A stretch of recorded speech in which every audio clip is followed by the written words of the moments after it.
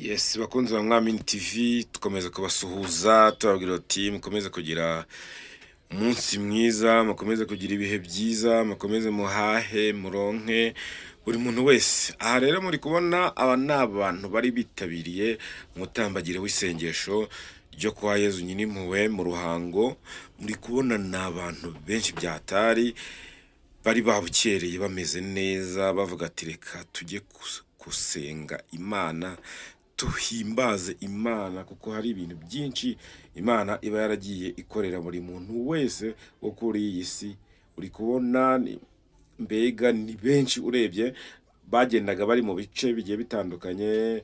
Urabona iyi ni paratuni imwe, iriya n'indi paratuni, murabona hari indi irimo iraza. Mbega n'inyuma hagiye hari n'abandi bantu benshi bavuga ati reka tujye gusenga, dusengere ibibazo isi ifite, dusengere ibibazo mu miryango birimo.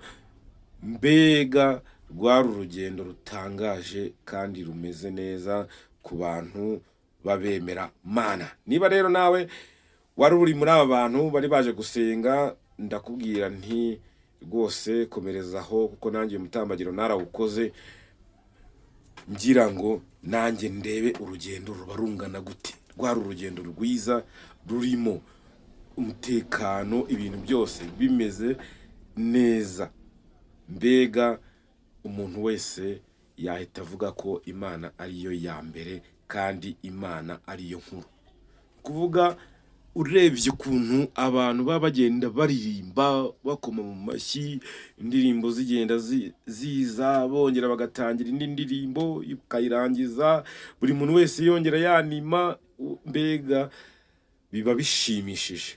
Ubwo rero bakunzi ba Mwamini TV, niba nawe uzi ko utaragera muri iri sengesho ryo kwa Yezu Nyinimpuhwe, rwose umva uzaze nawe wirebere ubutaha. Nawe uzaze ubutaha urebe. Mbega buri muntu wese aba afite akamwenyu k'umutima, azamura amaboko, azamura akoma mu mashyi. Mbega biba bitangaje, biba bishimishije. Niba nawe rwose ukunda gusenga, ukunda kumva wegeranye n'Imana yawe, rwose jya unyaruka ukandagira mu rusengero, cyangwa se ugenda usenge niyo wasengera naho mu rugo waba uri, ariko ukagerageza kugendana n'Imana yawe.